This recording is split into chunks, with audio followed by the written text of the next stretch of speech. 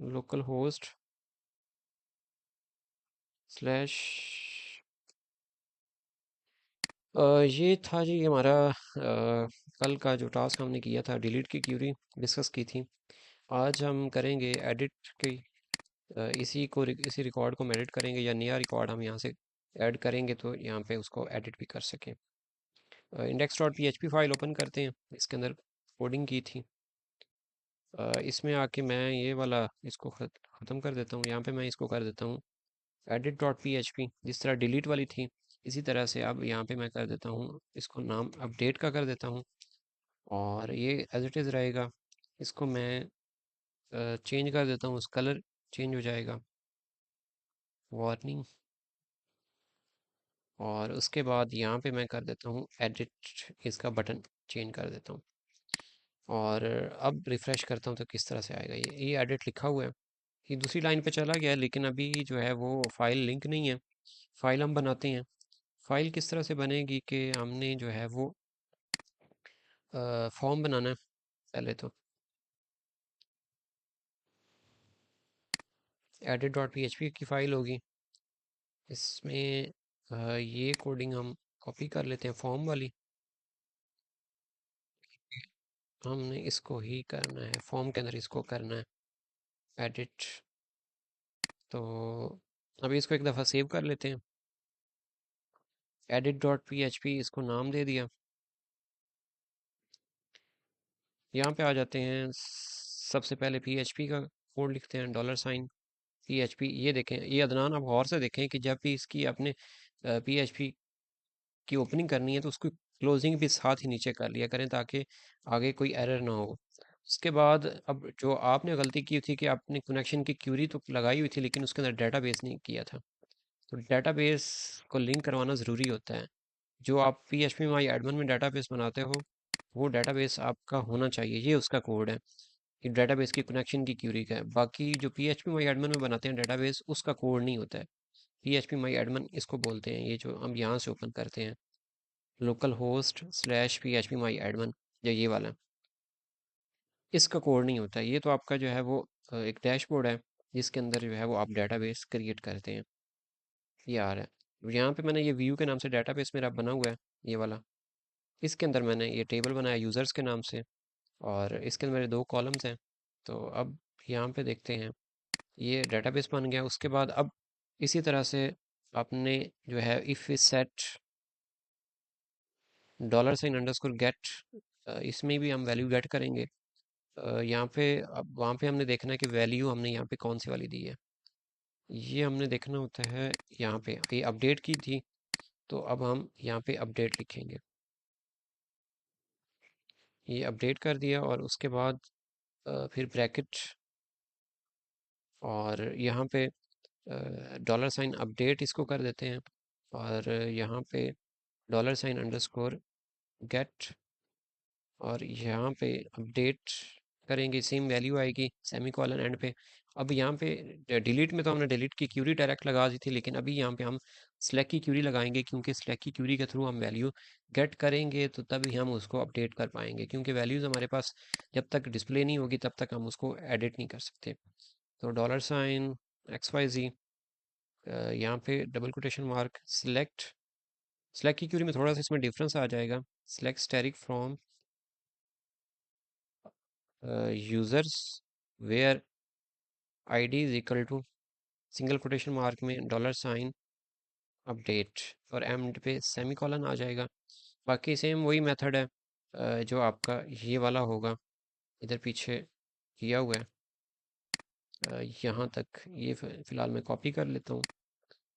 इसके अंदर वही चीज़ आ जाएगी, ये वाली आ गई, उसके बाद ये वाली आ गई। अब यहाँ पे हमने TD के अंदर तो वैल्यू नहीं देनी है ये वाली, ये चूँकि हम डेटाबेस, अभी हमने फॉर्म के लिए वैल्यू गेट करनी है। तो वैल्यू कैसे गेट होंगी कि उसके लिए सबसे पहले आपने जो है वो $, और यहाँ से $, जो ये वाला आपके वेरिएबल है, ये वाला, ये आ जाएगा ID सेमी कॉलन। उसके बाद जितने भी आपके पास ये कॉलम है डेटाबेस के अंदर वो आ जाएंगे। जैसे मेरे पास 3 ID है, उसके बाद नेम है, उसके बाद ईमेल है। ये मेरे 3 कॉलम हैं। यहाँ पे मैं इनके वेरिएबल डिक्लेयर कर लेता हूँ, नेम और उसके बाद ईमेल। ये हो गया जी। अब नेक्स्ट हम चले जाते हैं फॉर्म में। फॉर्म में क्या करना होता है कि जो लास्ट है इसमें आप लिखें प्लेस होल्डर की बजाय यहाँ पे आप अब वैल्यू आ जाएगा, वैल्यू डॉलर्स, ये पीएचपी की ओपनिंग ओपनिंग सिंटैक्स, उसके बाद इको डॉलर साइन नेम आ जाएगा, नेम की जगह पे पीएचपी की क्लोजिंग कर दी। इसी तरह से आप यही वैल्यू को दूसरी जगह पे भी, अब चूंकि नेम है सिर्फ हमारे फॉर्म में, तो ये हम दोबारा सेम ईमेल को भी करना हो तो फिर यही चीज़ कॉपी करेंगे, यहाँ पे हम इसको ईमेल कर देंगे और टाइप बेशक इसकी ईमेल कर दें और नेम की जगह पे ईमेल कर दिया और वैल्यू में इसी तरह से यहाँ पे ईमेल कर दें। यहाँ तक हमारा जो है वो टास्क वो ये होगा कि आपके पास वैल्यू आ जाएगी गेट होके। ये देखें अब वो क्या कह रहा है, लाइन नंबर 53 पे कोई एरर है। एरर वो ये वाला है कि ये जो ऊपर हमने किया था ना, ये वाला अपडेट, वो नीचे यहाँ पे भी क्लोजिंग भी इसकी करनी होती, क्योंकि एक ब्रैकेट हमने वाइल लूप वाली क्लोज की है, इसलिए एरर आया। ये देखें अभी उसने दे दिया। अब ये प्रॉपर उस तरह से है नहीं अलाइनमेंट में, कि हमने इसमें बूटस्ट्रैप के लिंक्स लगाए ही नहीं है, इसलिए नहीं है। तो ये बूटस्ट्रैप के लिंक्स भी कॉपी कर लिए, ये इधर पेस्ट कर दिया और उसके बाद अब रिफ़्रेश किया तो ये देखें अब ये फॉर्म इस तरह से आपके पास शो हो रहा है। अपडेट इसको दे देते हैं, टाइटल इसका चेंज कर देते हैं, अपडेट रिकॉर्ड कर दिया। तो अब ये देखें कि यहाँ पे आपने जैसे किया तो ये आईडी नंबर 3 आ गया, नेम आ गया, ईमेल आ गया। अब आपने चेंज करना है, तो चेंज करने के लिए क्या है कि आपके पास अपडेट की क्यूरी लगेगी। अपडेट की क्यूरी कैसे लगनी है कि जैसे आप काम करते हो इंसर्ट के अंदर, क्या काम था जो ये वाला था, यहाँ तक इसको कॉपी कर लेते हैं। ये जो नेम है इधर भी इसी तरह से ये इफ सेट, ये पीएचपी का ओपनिंग सिंटैक्स, पीएचपी की ओपनिंग ज़रूरी है और इसकी तरह यहाँ पे क्लोजिंग भी ज़रूरी है और लास्ट जो ब्रैकेट है ना वो भी लगा देते हैं। ये सबमिट कौन से वाला है, ये वाला सबमिट आ गया, ये वाला। उसके बाद फिर डॉलर साइन आ जाएगा email, dollar sign underscore post, हमेशा ये आपने वेरिएबल कैपिटल में देने, पोस्ट। और उसके बाद अब आपने देनी है क्यूरी लगानी है अपडेट की, डॉलर साइन अपडेट मैंने लिखा और यहाँ पे double quotation mark semicolon end पे, यहाँ पे अपडेट की क्यूरी अपडेट यूज़र्स, ये टेबल नेम आएगा, सेट कॉलम नेम, नेम की जगह पे name equal to dollar sign, name आ जाएगा जो ये वाला है, इसमें इंसर्ट वाला चक्कर नहीं होगा। और एंड पे ये आगे फिर कॉमा, फिर ईमेल को करना है। तो ईमेल के लिए यही आएगा कि dollar sign single quotation mark में dollar sign email,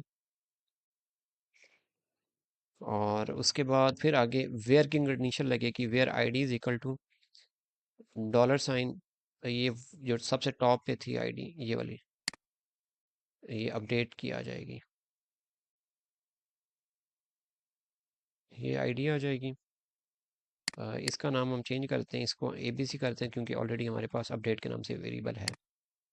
dollar sign update कर दिया और बाकी फिर वही मेथड है सेम, डिलीट वाला जो होता है कि ये हम कॉपी कर लेते हैं और एल्स ये पेस्ट कर देते हैं इसमें, क्योंकि अब नेक्स्ट हमने क्यूरी को एग्जीक्यूट ही करना है आगे। और यहाँ पे एक्स वाई जी कर दिया, ए बी सी कर देते हैं, ये इसका अपडेट का वेरिएबल।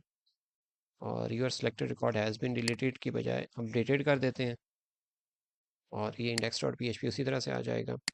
ये आपका एक्सक्यूएल आ गया।